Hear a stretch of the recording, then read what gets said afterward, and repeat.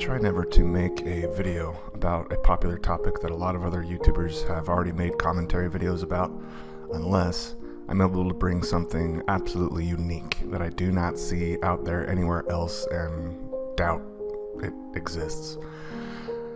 This video is about Stefan Molyneux, so what do I think I'm going to be bringing that's unique to this? Well, it's not the typical criticisms, the anger, the accusations, the pointing out his flip-flopping and kind of putting him down, or analyzing his UPB or his philosophy style or any of that.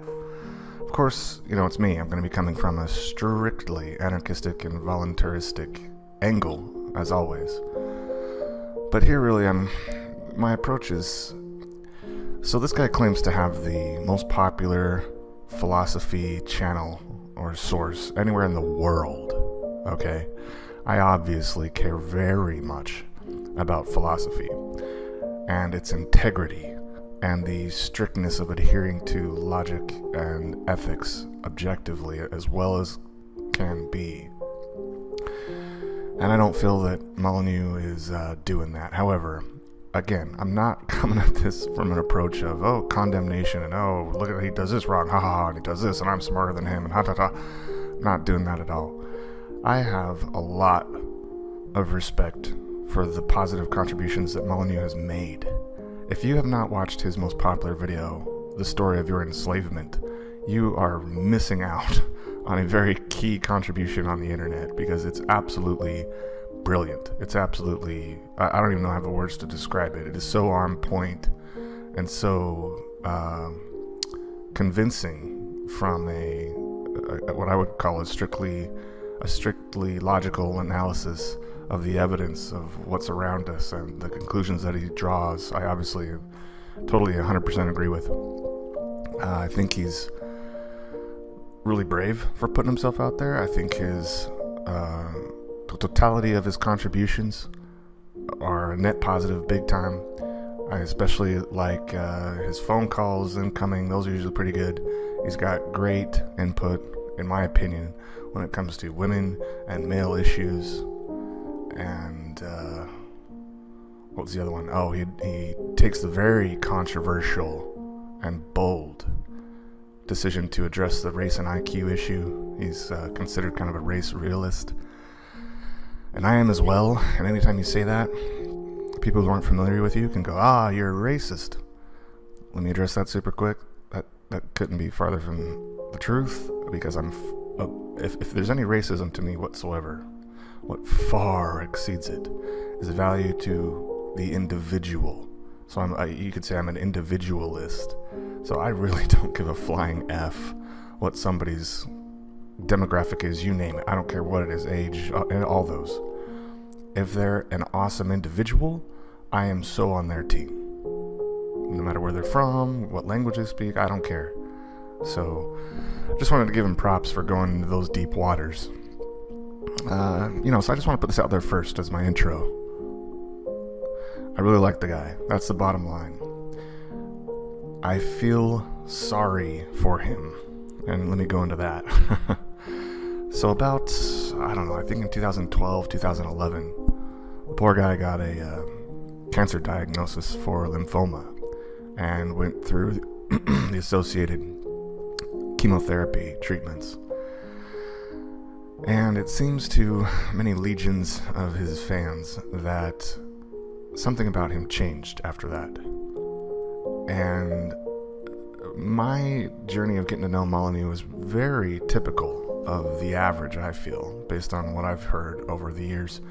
And that is, you first come across this guy, usually from The Story of Your Enslavement, and you hit all his most popular stuff from the past, and it's just like bang, bang, bang, truth, point, point, point. His delivery is great, his voice is great, he's obviously very articulate, he's well educated. And it's awesome. He's calling out the government big time. This guy's got balls. He's putting his face out there like few do, which obviously, taking the risk of not ever becoming really employable after that because of your controversies, obviously. But then you end up running into where he started to flip-flop 5-6 years ago, and I started to go like, what? What? And the later in time you go, the worse it's gotten. So this video is gonna show quickly, without condemnation obviously, his flip-flops in, say, immigration, in atheism, and yes, most painful of all, he went from an anarchist to a statist. The question I'm wondering, and I hope you're wondering, is, has he done this because of monetary concerns, or because of some coercion factor, or because he actually is unaware and incapable of realizing the mistakes he's made in going down the dark path of statism? And that brings into account this thing called chemo brain. You can Google it. It's we don't know much about it. You can't predict it. There's not a test for it. Don't know the exact effects afterward. Just know it exists. I asked a friend the other day who's extremely reliable and well connected for over 40 years in his local area. He knows a lot of people. He's well networked, is my point. We all know cancer afflicts people of all ages. I asked him, hey man, of everybody you've known that had cancer, how many of them had chemo brain? He goes, oh, I know what chemo brain is. I'm like, cool. He goes, all of them. And I was just kind of taken aback and like, damn, that really, really sucks. So I don't want to condemn everybody who's had chemotherapy, certainly, obviously, but my question is, how much of a factor has the damage to his brain through the extreme radiation treatments of chemotherapy affected his thinking, his intellect, his capability to discern truth, to have the courage to face up to, the big boys with all the power? Or again, is it just he's broke and he's, swinging to the side where the money is, the popularity is?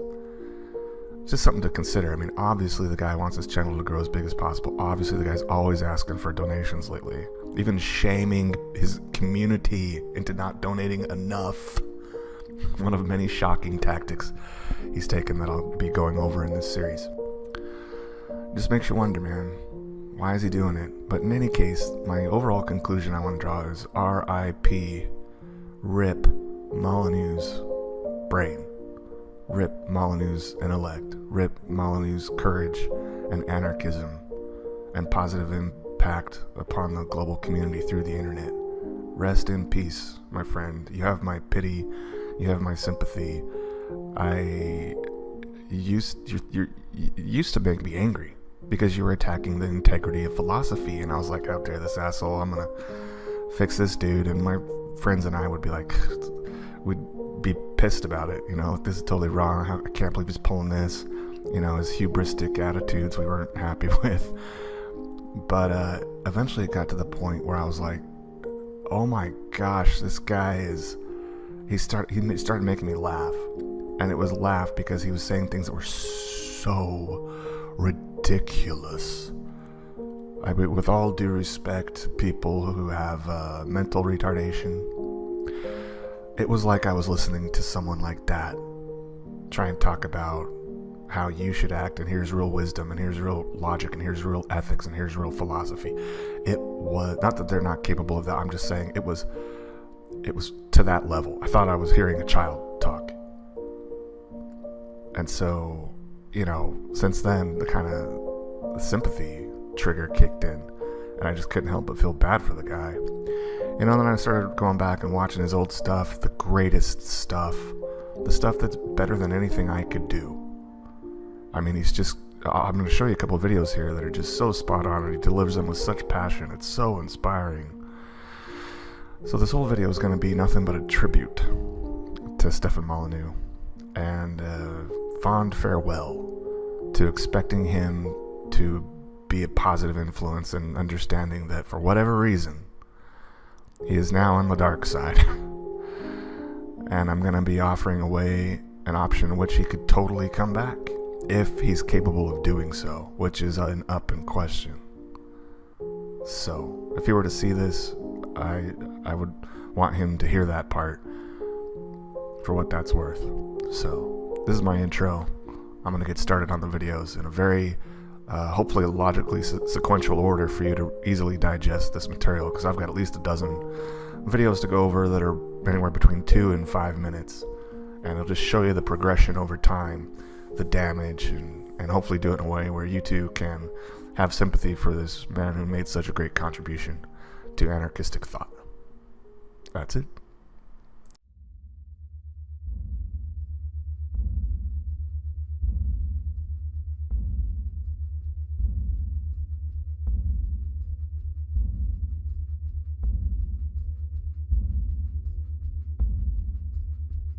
Alright, I'm first going to start off with what is this? This is a grand slam home run out of the park in the 9th inning for the win type video. Alright, this inspired me to no end. I mean, I just, the good vibes from this. This is Stefan Molyneux at his best. It's from 2010. If you Google Stefan Molyneux voting, you'll come up with this video. It's probably the top one. And it's just so applicable year after year after year, especially, the year preceding the presidential elections, and then obviously the election year cycles, and they happen all around the world. It's just the same game, the same thing, and I couldn't even come close to putting it this brilliant, this articulate. I got nothing but love for this video, so let's kick it into gear, see what happens. To thinking about voting. Do you know what voting is, fundamentally? Have you ever seen this scene? Maybe this happened to you. You go to school, you're a kid, little kid, maybe it's your first day, maybe it's whatever. You're early on. And the older kids grab some candy or some whatever, right? And what they do is they then stand on either side of you and they toss this candy back and forth. And you run, back and forth. Hey, give me my candy back. I want my candy, guys. Well, that's voting. They take from you, and then you take the run around trying to beg for a little bit of the scraps back. So, what I'm going to try and do in this video is appeal to your base human pride. I mean, God, what a pitiful spectacle to beg your political masters for a few scraps back from the riches they have stolen from you at gunpoint. How pitiful and ridiculous is that? And what a self-shaming, self-abusing action it is to run around in the playground begging for what was rightfully yours to be returned to you in little scraps, whatever we feel will delude you into giving us your sanction and your support. When they take your candy and they're throwing it back and forth in the playground, what do you do? Well, you can't get the candy back. You can't get your tax money back from the state. You can't get control of your life back from the state because they have the guns. They run the show. They have the guns. Well, you simply don't participate. You say, that candy is not worth my pride. The spectacle of me running around and begging for people to give me back what they have stolen from me when they're never going to do it anyway is too shameful. It is too embarrassing. It is too pitiful for me to engage in that behavior. I'm going to walk away. Keep the fucking candy. Keep my money. I'm not going to beg you to give it back. I'm not going to plead with you. I'm not going to get on my knees. I'm not going to engage in the fantasy that this is at all about me, or about virtue, or about control, or about getting good things done in the world. I am not going to give you that sanction. I am not going to participate in this violent institution. And really, the presidency? I mean, come on, people. You don't have to be brain surgeons. And I'm not telling you anything you don't know emotionally. You don't have to be brain surgeons to understand that changing the president changes nothing about the system. It's like you're trading in an old Lada for a BMW, and all you get is the old Lada back with a BMW hood ornament on the top, and they say, hey, we upgraded you. You're changing the hood ornament on the car. It's nothing. It's a ridiculous illusion. What are your choices? Cranky old fascist versus creepy hand-in-your-pocket socialist? These are your choices, and you're going to participate in this? Have some pride, for God's sakes. Walk away. People might think, oh, he's being too emotional. And if you've ever had these kinds of feelings coursing through your veins in every cell of your body, and you're facing down the beast, right? This is what happens, at least to me anyway. I mean, I relate to that to no end. It doesn't always come out because I have a more stoic approach and a love for stoicism, but it's there. Oh, it's there. It's come out in jail a few times. There is no virtue to be gained from attempting to grab control of the gun and give it to the people you like so that virtue can be accomplished. You cannot achieve virtue by pointing guns at people. I mean... Some people might think virtue. What's that? Some old school word. I don't really relate to virtue. If you have a natural curiosity and years of pursuit of just what is philosophy. It will lead you to the original thinkers, the classic philosophers, old school. We're talking thousands of years ago, and hundreds. And you will discover that virtue is a word that points at something that is the most worthy of all goals and pursuits and attributes. It is all that is good. Look, I can understand selling your soul, compromising your values, getting involved in this sickening, disgusting empire situation called voting for the US government. I can understand selling out if you got at least a reasonable price. If you're going to sell your soul, hold out for something little more than a futile series of fucking hanging chads that change nothing. Nothing! You're selling your soul for nothing! It's not going to change based on voting. You know this. Wake up to what you already know. You're not being paid $1 million to participate in this brutal system, in this empire with hundreds of military bases, in this system that slaughters Iraqis. They're not leaving Iraq until the empire comes down. They're still in Japan, for God's sakes. 60 plus years after the end of the Second World War, they built permanent military bases. It's a fantasy that they're leaving because you're going to vote. Your livestock to them. He was saying this in 2009, 2010. Here we are 10 years later, and everything he's saying is correct. I mean, we've just gotten into more places. Here we are trying to get out of Syria, or not, because the military-industrial complex has control and power at the very top echelons, and any effort to withdraw is met with massive resistance, despite the fact that it causes untold deaths and PTSD-inducing trauma to countless, including innocent children. They milk you for money to bribe their friends. And you, on occasion, when the mood strikes. Do you know what it is, your relationship with the state, and we'll talk about America collectively here. And again, this is stuff that you all know. What you are as a voter is you are inheriting a 300-year abusive relationship. This analogy is absolutely brilliant. It's like you've had a 300-year marriage to a guy who beats the shit out of you every day. Now, yeah, in the beginning, he was weaker, he was smaller, he didn't beat you up, but he's been working out.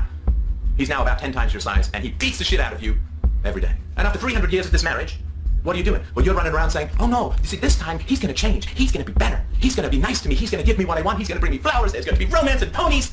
It's crap! It's bullshit! They take with guns and throw millions in jail. Preach. This is an abusive relationship, and after 300 fucking years, wake up to the reality of what it is. Preach. It is brutality with rhetoric. It is a fist in the glove of kindly speeches. And what Another brilliant metaphor. do you do after a 300-year abusive relationship where you get beaten up more and more every day? You get a divorce. You walk away. You take your pride and leave.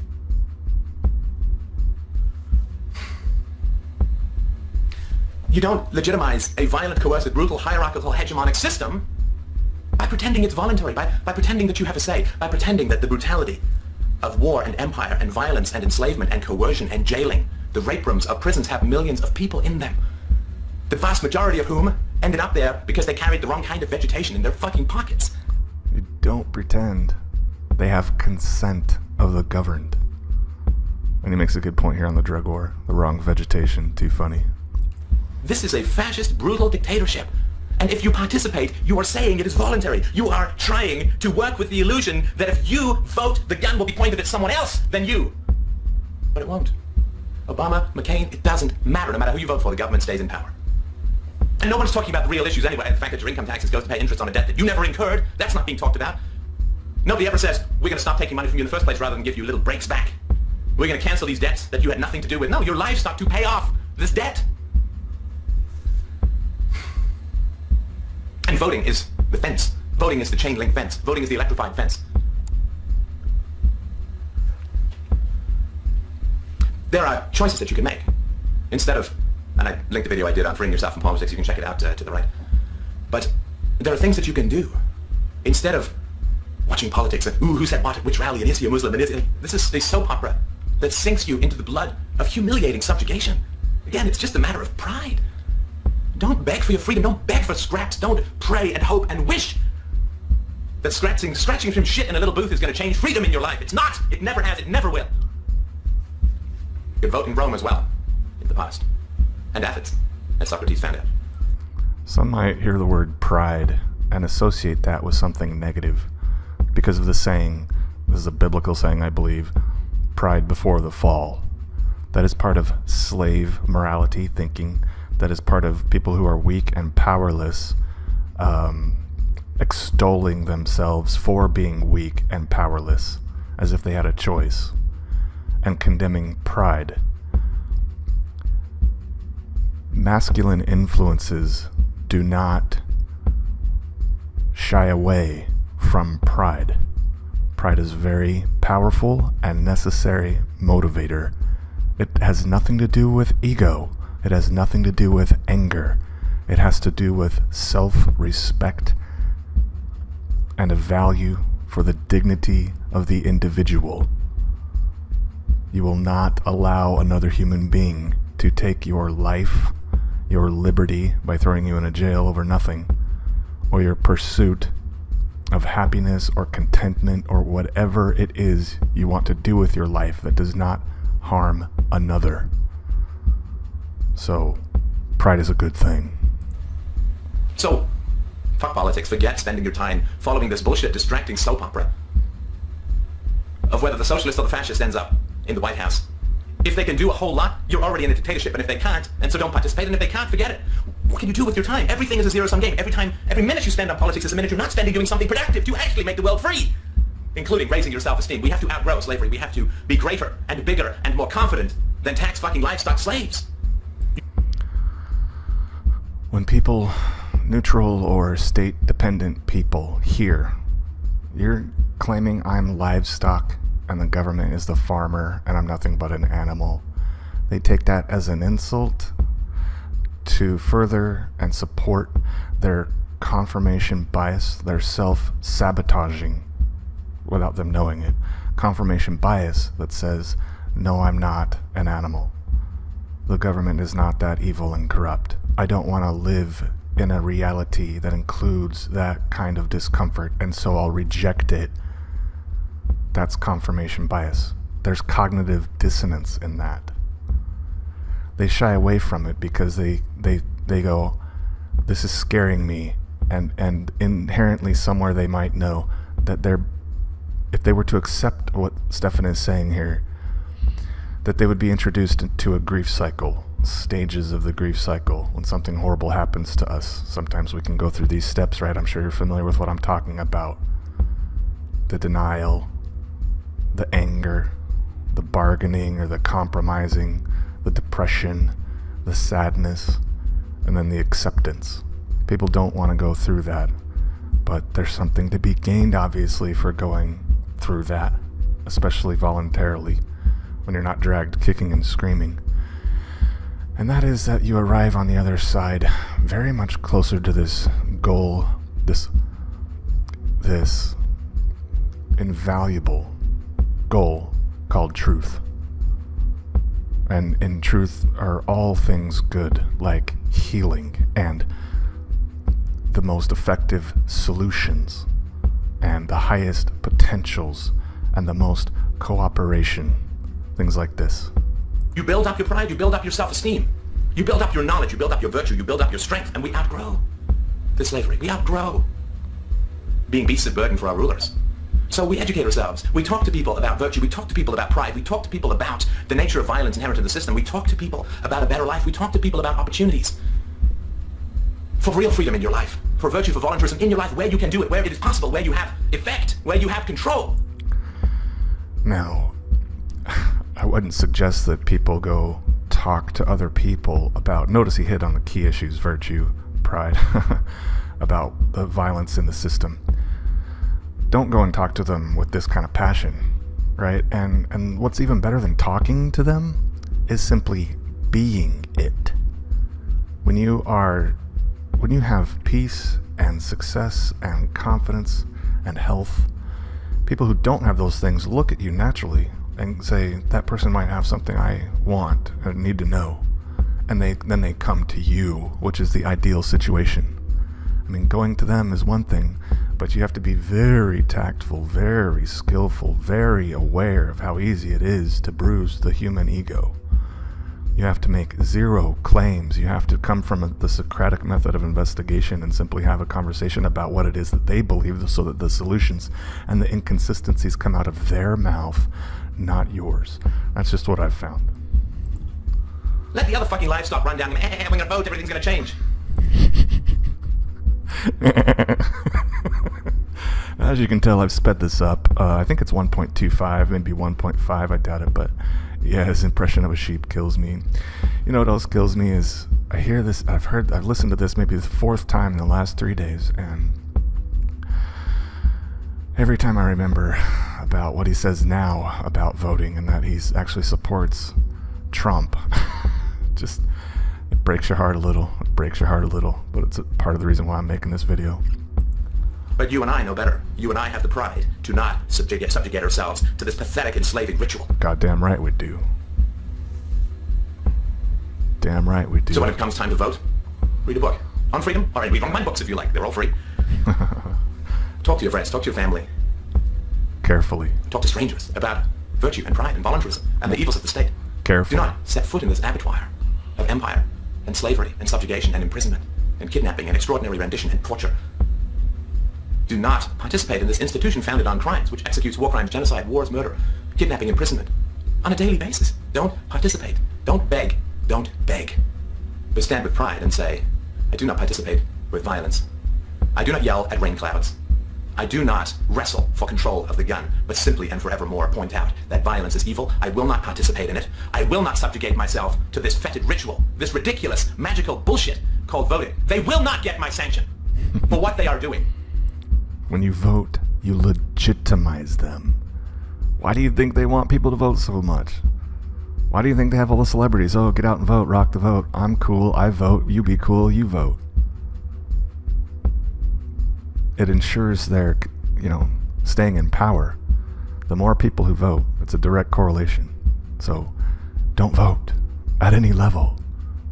I will not vote in protest. I will not vote with the illusion that I will become free by begging for freedom. But instead I will step back and I will not engage and I will withdraw and I will speak with pride and virtue and confidence about what real freedom is in this world, which is not running after your political masters, hoping to suck up some of the blood that falls from the corpses they carry. Well, if you don't vote, then only the retards who do vote will win, and then the retarded candidate will have power over you, and therefore you have to vote. You're not being very pragmatic. You can do other things than vote. You can actually talk to your county council, to your mayor, to your state reps, to those in power over you, not in hopes that they will change, because they will not. Abandon all hope of actually causing change. But you speak to them in front of others, in front of the sheep, in front of the public. And every time someone does that skillfully and calmly, and yet very poignantly, just dripping with the truth and their logical malevolence, they lose a little bit of their fear and they gain a little bit of their common sense. So there's other things you can do. Look at Hong Kong. Look at Cantalonia. Look at these places that are emerging. Look what happened in Ukraine. Look what happened in the Arab Spring. It's not about anger, but one day enough people are going to know these things and they're going to take to the streets here, and then we might just have something bigger than a few people holed up in a wilderness reserve over ranching, or a few people protesting an oil pipeline. We might have something that lasts. But love and pride and virtue in our private lives will spread the strength we need to outgrow our slavery. Thank you. So there it is. Pretty damn brilliant, right? Next I'm going to play a clip by Larken Rose, who describes Stefan Molyneux's transition in about 2 minutes. And then after that, I will show you the example of Stefan flip-flopping to, I can't do anarchy anymore, and I gotta do statism, and you gotta vote for Donald Trump in the video after that. Not that blatant, he just supports Trump and speaks highly of him, even though Trump does nothing more than any other president and doesn't address the real issues that Stefan brought up in this here video. R.I.P. Stefan Molyneux, man. Here comes the next video. So a quick intro to the Larken Rose video, for those who may not be familiar. I can't say enough about Larken Rose. He's a 10 out of 10 on my scale, and I don't ever give that out. Maybe him and James Corbett I actually agree with 100% of the time politically, and pretty much everything else they say, by the way. If you're not familiar with him, he's an anarchist known coast to coast, and he's got balls the size of cantaloupes, and he's a brilliant speaker, and he's great at using the Socratic method of investigation, and he pulls off some speaking tour engagements from time to time. So check out his material if you're not familiar. You won't regret it. Here's the video. I don't know what the heck is going on in his head, but it's sad because all it takes to refute what he says today is what he said yesterday. I mean, he's basically making all of the exact same stupid status excuses for violent aggression. At least he eventually admitted he was advocating the initiation of violence against people trying to cross the border. In one of his videos, he had a tantrum and a tirade, but in the middle admitted, yeah, he's advocating the initiation of violence against a huge category of people based on what he thinks some of them might do. Well, that's the excuse for all of statism forever, always. Whether it's welfare or gun control or anything else, the excuse is always, well, it's the common good and we'd like to let you be free, but we can't really afford to because nasty, bad, horrible things will happen, so we have to violently dominate everybody for the good of the nation and the good of society and blah, blah, blah. So I've heard various guesses of why he just went off the rails. I have no idea which one it is, but it is sad to watch. It's one thing to watch somebody say that stuff who's just too stupid to understand the principles. Stefan isn't stupid. He's a liar. He is advocating what he knows is evil and destructive, and the best excuse I could come up with is he's scared. But if you go evil and grab for the ring of power the moment you're scared, don't call yourself an anarchist. You're just a fascist and a coward and an idiot. Anarchists are people who say, even when I'm scared, I'm not going to initiate violence. I'm not going to commit aggression. That's what a principle is. A principle isn't something you abide by as long as it's comfortable and safe and convenient.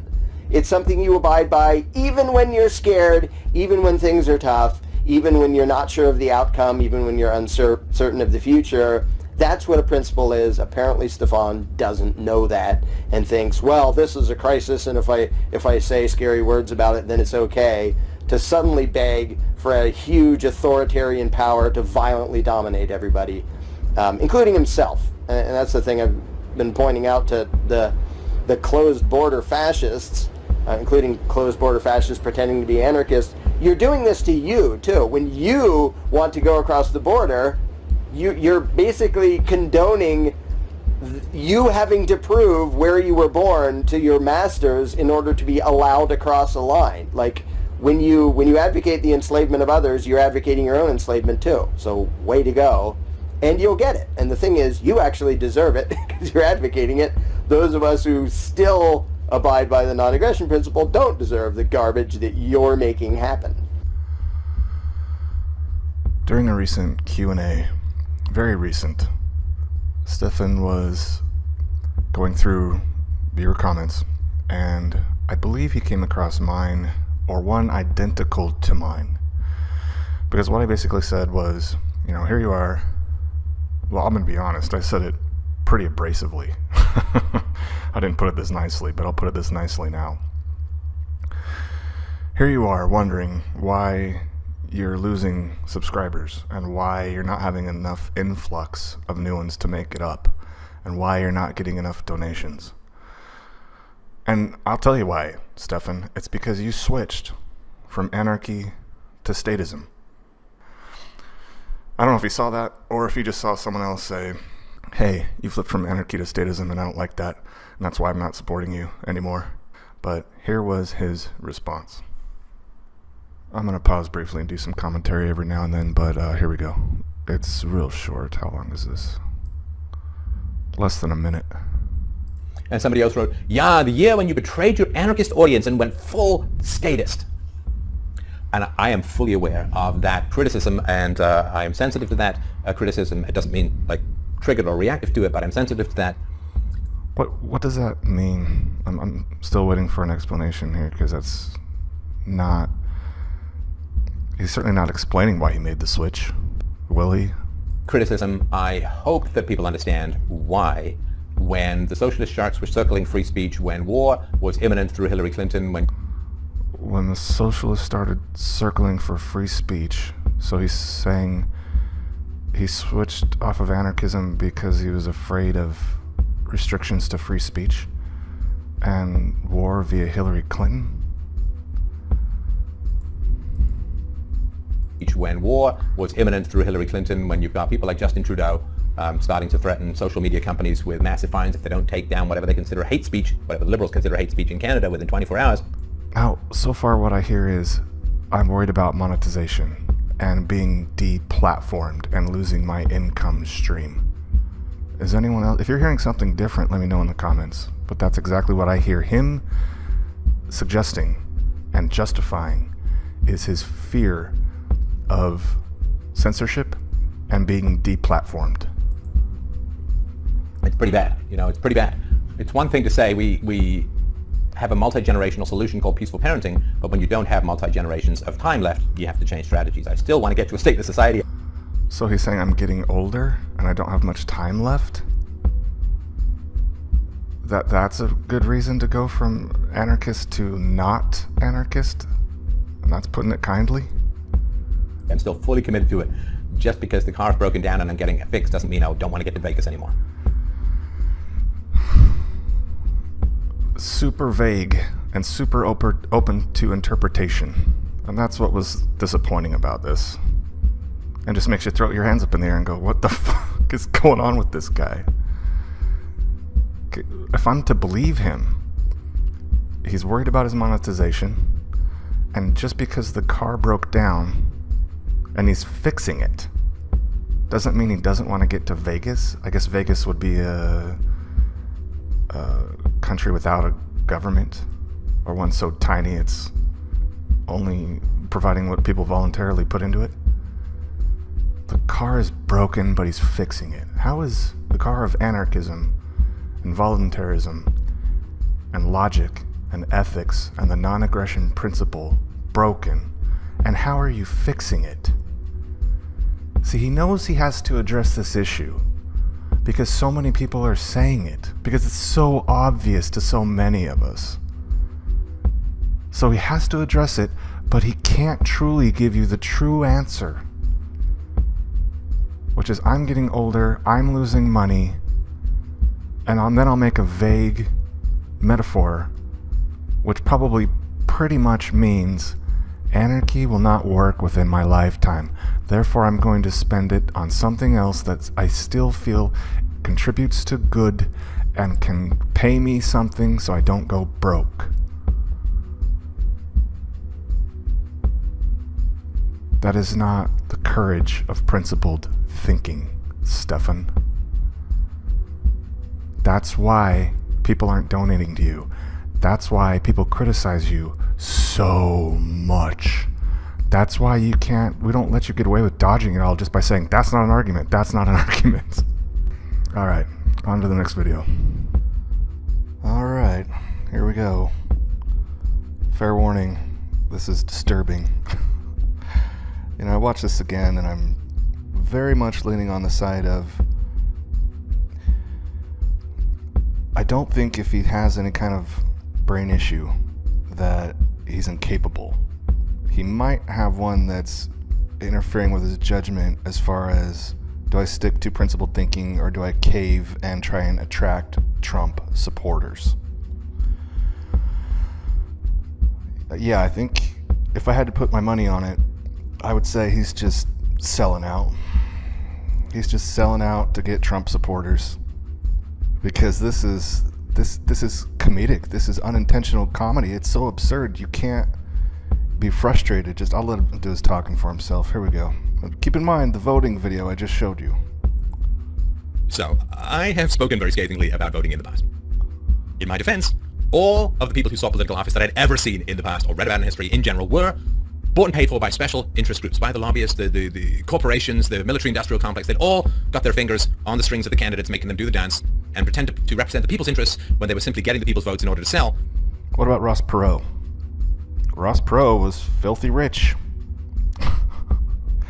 So Stefan is about to say all of them he's ever known except Trump, because Trump has his own money, so he's not subject. You know what? I could spill it all right now, but it's hard for me not to.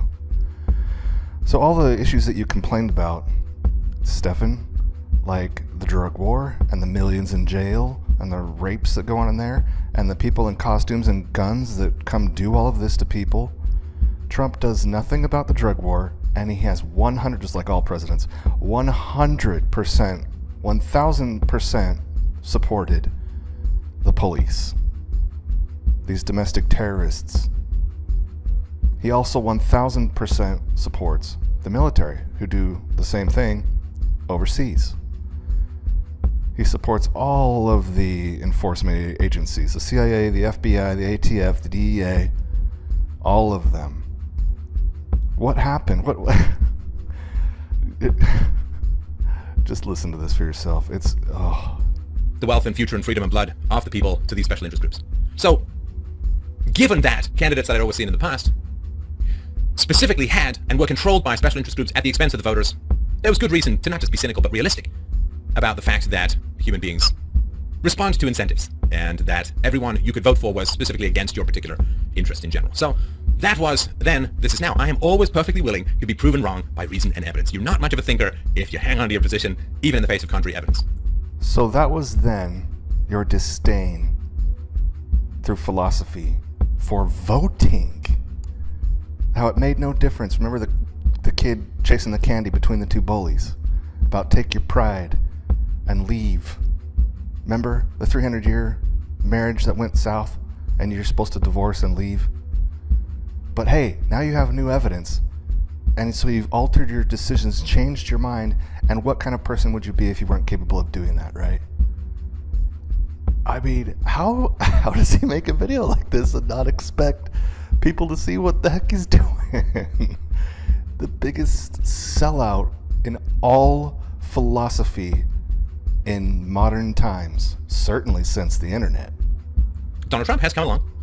He's self-funding his own campaign. He is media savvy. He is smashing down the last remaining rotting pillars of any public's trust and faith in the mainstream media. In America now, Who cares if he brings his own money and gives the middle finger to the media and isn't afraid to get aggressive and assertive on Twitter? Who cares if he does all those things if he still enforces 99% of the violence? You're saying there's a difference in the tiny percentage because you like the fact that he's not bought and paid for? He has his own money. Big deal. He's still using it pretty much as if he is bought and paid for. Well, I tried to get us out of Syria, but the military complex said no. Now he finally pulls him out, but what percentage of our entire external military forces is Syria? What percentage? You complained about a permanent base we have in Japan. Any mention of that? Obviously, Iraq, Afghanistan, right? What we did to Egypt. trust and faith in the mainstream media sits at 6%. 6% still. 6% too high, but we're still working to help that number edge its way downward so that we can actually have a rational conversation without the mainstream media screaming its Tourette's stuff into our faces. So this is a new phenomenon. And when something unprecedented comes along, we must absorb the new information if we are to be honorable and decent and empirical and rational thinkers. A new phenomenon, meaning this guy has his own money instead of has to take money, but he still pretty much does what presidents of the United States do. Right? The infliction of non-violent victimless crimes. What about rent? Property tax, Stefan. Remember that one? You never really own anything. Your house, your car, remember? Income tax percentages, just whatever they want. Business license, taxes on... So here comes a guy, unbeholden to special interest groups, who's willing to do that which is unpopular, who's got enough media savvy to take on the mainstream media and repeatedly win. That is remarkable. What's a win to the mainstream media? Okay, so you prove that they're a bunch of liars with an agenda controlled by some conglomerate that's pulling all their strings even though they pretend to be independent. What's a win by proving they're wrong? How's that a win? It's obvious already. That is unprecedented, and frankly, that is fascinating. So, This is the test. Everyone always said, don't like the system. Don't like the system. Get involved, get into the system, and change it. Okay? This is the test. This is the Rubicon. This is where the rubber can meet the road. I hope he's not serious. Are you about to talk about getting inside the system and changing it from within? Because he is a man striding in to want to change the system, to address issues that Republican voters have been crying out to be addressed for decades. Illegal. I'm just beside myself. You're saying Trump is trying to change the system. That's what you're trying to sell us. Are you serious? Immigration. Government control. Government hyper-regulation. The loss of jobs. The catastrophic carving out of opportunities for the middle class, for everyone and anyone in America. Massive national debts. The fact that a third of Americans need permission from the government to get a job in their chosen profession. Somebody's coming along saying, I'm going to deal with these things, and I'm not beholden to special interest groups. Funding my own campaign. And I'm not afraid of the media. I'm not afraid of saying that which is unpopular. And he's winning. Astonishing. Astonishing. Okay, so he's winning. He's leading in the polls. Or he's beating the media as president. Okay, where is he not getting his way? What critical issues is he not even willing to address? This guy has an ego unlike any other. I just keep listening. I mean, my goodness. So here we see a man coming in to change the system, and here we see how the system fights back. How the system fights back. The system is not a passive thing that you just go in and change, like putting on a new jacket. It's like wearing a lion. The lion may have something to say about it. So, based upon the voting trends, this is how it works. I'm going to assume that the people in charge of the Republican Party, at least to some degree, recognize that they might actually want a party in the future as well, and may bow to Donald Trump if he gets close to the number, the 1237 that he needs. They just say, fine. But if they ditch both Cruz and Trump and elevate somebody else, they're not going to have a party. Are you suggesting, after saying that it doesn't matter who you vote for because the government wins, this government that must have two parties, they won't allow just one party because then they'll turn into what they've been condemning all this time, which is China. They'll really be exposed as the totalitarian government they are. They still are. They just pretend to be two parties. You're saying to me, to us, that you really think the top level of the Republican parties would at any time be afraid that their Republican Party might go away or become so powerless that the Democrats would just always win everything? Or most things even? That's your logic? Are you selling out or are you brain damaged, Stefan? Because this is a joke, right? Is this an April Fool's video? You claim philosophy and logic and principled thinking and standards and integrity, honesty, sincerity. And you're about to sell that, oh no, the Republican Party might go away entirely. They'll never let the Republican Party go away, Stefan. They always keep the race as close as possible to 50-50 so that the most people possible, as many people as possible, will vote and participate and legitimize them, like you've said, Stefan. If one party gets like 60% and the other party gets like 40%, they're like, oh, no, we can't have that. Because people don't vote. They think it won't even matter because I'm 40 and they're 60. But if it's 50-50, oh, I'm going to vote, I'm going to care in the soap opera drama, says you. So they'll have the 60% party start doing things that are unpopular and the 40% party start doing things that are more popular to even it out to keep it around 50. By design, they do this, and they always have. How do you not know this? And if you do know this, how do you pretend not to know this while claiming to have the biggest philosophy source and channel in the world? I feel bad for this guy. I really do. I could not look myself in the mirror and be this guy. I would kill myself. They're simply not going to have a party. Then the addict and his wife says, you take one more drink, I'm leaving you, one drink, out she goes. So if the will of the people in the Republican Party is respected, Trump's going to win the nomination. And if Trump doesn't win the nomination, well, that's not patricide, which is killing your father, but particide, where you kill your political party, because that will be it for the Republican Party. Not just for a couple of years, not just for a generation. That will be it, in my opinion, for the Republican Party. That's logic according to Stefan. If this happens, that will be it for the Republican Party. Just go away. And we'll be what? Just a one-party country, Stefan? You think that'll happen? So we are witnessing somebody coming in and trying to change the system who has more resources and savvy and charisma and speaking ability and sense of humor and support. Charisma and sense of humor? He's an evil, fascist dictator just like them all the way back to George Washington. This man, I'm asking you, viewer, is this a sellout? Is this a sellout? And if so, just to what degree?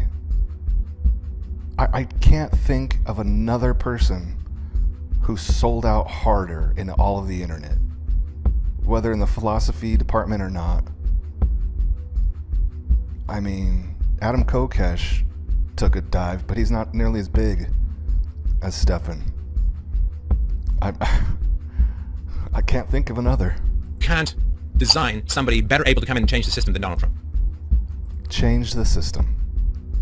What, 2%? There's still the glaring 98%, Stefan, like you said 10 years ago when you were being honest, and not shilling to Trump supporters. Because you know, if 25% of people are Republican, and 25% of people are Democrat, and 50% don't give a shit about politics or philosophy, there's going to be a slight sliver of people who will support you, who won't be offended by what you say. But then you look over at Jordan Peterson, he has no problem having like 4-star generals on his podcast. He has no problem suggesting that, oh yeah, everybody needs to get married because it worked out for me, when marriage is a tool of the government. He supports Christianity big time, and the Republicans support Christianity. And he is accused of being alt-right or on the right. And look at the numbers he's getting. If you think Jordan Peterson gets his big numbers for those reasons, you are mistaken, sir.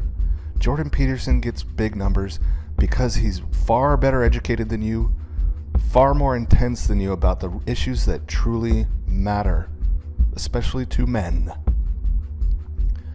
His depth of history, of war, of what freedom is, and what popular factors hold it back and create terrorism, war crimes, genocide. His depth of knowledge is just far greater than yours. His original ideas just hit people harder than you do. Is that what's going on here? You just put your finger in the wind and you feel which way it's blowing, so you're like, hey, I gotta sell out so that what I say doesn't offend most people. I need to appeal to the right. That way I'll have a broader base like Peterson and others from which to draw support. Because like I just put out one of my recent videos, numbers are down, donations are down, I'm kind of broke. You know what? I'm going to put that video after this one. I feel so bad for the guy. You got to laugh. What a shill. Is he going to be able to do it? Well, if not, who's going to come along? A slightly taller person? I mean, this is not going to happen. So if Donald Trump's not going to do it, who else is going to do it? No one else can do it? Is that what you just suggested? Either Trump's going to win this nomination, or we are truly witnessing the death of democracy and the death of the republic. Good! How can you sit there with a straight face, looking the viewer in the eye, and actually say that? Democracy is horrible.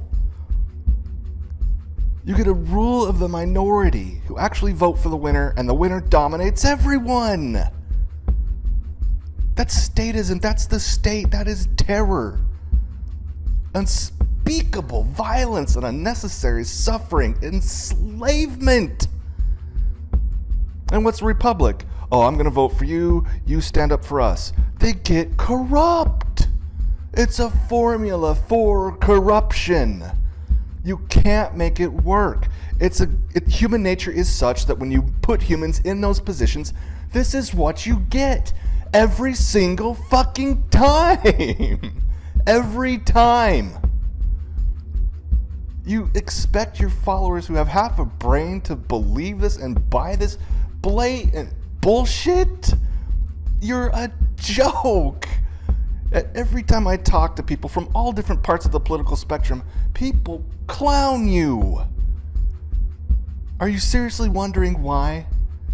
Who cares if democracy goes away and the republic goes away? Good riddance. We need the tiniest government possible, and one that's only based on voluntarism, and an option of different governments that provide services. How do you not laugh at this guy? What a joke. What a joke. Either Trump's going to win this nomination, or we are truly witnessing the death of democracy and the death of the republic that it pretends to serve. See you, Stefan. What a joke. As promised, here is the last video for this part 1. And it's him explaining why times are so hard. The two-pronged strategy, right? Suppressing people's views. And again, I know it's not the quality of the show because podcast numbers are actually up. So it's a two-pronged strategy to suppress people's views, my views. Number one, it's psychological warfare, right? Because then you say, oh gosh, my views are down. People don't like my show anymore. Oh, and then you lose your energy, you lose your enthusiasm, you lose your charisma, you lose your push. And I was not going to let that happen. So he claims psychological warfare on the part of his oppressors and YouTube and them making it hard for people to find his channel. You are responsible for your own emotions, Stefan. YouTube can do what they're doing, but it's not psychological warfare unless you allow it to be. So take some responsibility for yourself. I can't believe I actually have to tell a man of your age that, really, especially given what you've been doing the last 10 years. Not going to let that happen. So I have been pushing through that, and I have been positive and engaged and enthusiastic at what it is that I do, because I will not let those numbers erode. I have been victimized by psychological warfare, but I am a very brave and bold man, and I'm pushing past it anyway. My commitment to bringing philosophy to the world. So that's number one. Commitment to bring philosophy to the world? Well, that's not arrogant at all. You bring philosophy to the world? How you doing? Is the world improving any because of you, buddy? Is the undermining of your enthusiasm and your motivation. But number two is... You can only undermine your own enthusiasm and motivation. That's up to you. Only you can do that. YouTube can't do that. more dangerous in a way, very central way, which is, so I survive on donations. And a lot of those donations are one time, of course, but a lot of those donations are monthly subscriptions, right? Because it could be said, Stefan, that you kind of survive on begging, right? Because notice somebody like Jordan Peterson, does he ever have to ask for donations? Absolutely not. They just come flooding in. And he gets rid of his Patreon channel and gives up a bunch of it. They come in because he's based on integrity. He is 100% committed to it as best he knows it. I mean, when you still support generals in the government and a government institution that's built on impressing the masses of men called marriage, I don't know. But he draws donations. He doesn't have to ask for them, and he certainly doesn't shame his community because they're not donating enough. yeah, I don't take ads. I don't have a big sponsor. And so You don't take ads because no one will sponsor you. You're so controversial, and that's part of the business, buddy. That's part of the game. You got in it. You're too controversial. They won't sponsor you. It's not like, oh, I turn it down so that you don't have to have interruptions, Mr. Viewer. Again, virtue signaling undeserved. So I rely on you, the wonderfully kind listeners, to support what it is that I do. So people cycle into the show, right? New people see what it is that I do. They get interested, and then they end up, often like 6 months later, they'll end up starting to donate. But then people cycle out, right? They lose their jobs. Maybe they lose interest. Maybe they've got everything they want for philosophy. People don't unsubscribe to you because they lose their job. And they don't unsubscribe to you because, I'm done with philosophy for a while. I'm sure that's not a large, significant portion whatsoever. They cycle out because they finally found out how much bullshit you're full of. That you're a shill, that you're a sellout. Whether it's from brain damage from chemotherapy or not. You have sold out clearly. You're contradicting yourself, and inconsistent people are not to be credible, not to be believed, not to be followed, not to be subscribed to, and not to be donated to. Steph. For a while, or maybe I say something they don't like. So then they Ding, ding, ding, ding, ding, ding, ding, ding. cycle out. So you need new people cycling in for the people who are cycling out. So the whole purpose. So, I have a channel, and once it hit 10K, I stopped doing shit on it. To a large degree. My activity rate plummeted. And I was fine with that. I moved locations, life goes on. I'd upload something here and now and then. but I was not in the YouTube game. You know what happened to my sub count? It's now at 14,000. It's just nothing but keep going up, even though I didn't do anything on it. People aren't cycling out. They do nothing but cycle in. Of suppression of what it is that I do is to choke off the supply of new people coming into the conversation who will support the show, and that puts you in a death spiral. As people cycle out of the conversation, fewer people are cycling into the conversation. Your inconsistencies and your lack of integrity and you selling out causes the death spiral. Which means your income begins to diminish. So my motto for the last year has been, more of the same is a losing game. More of the same is a losing game.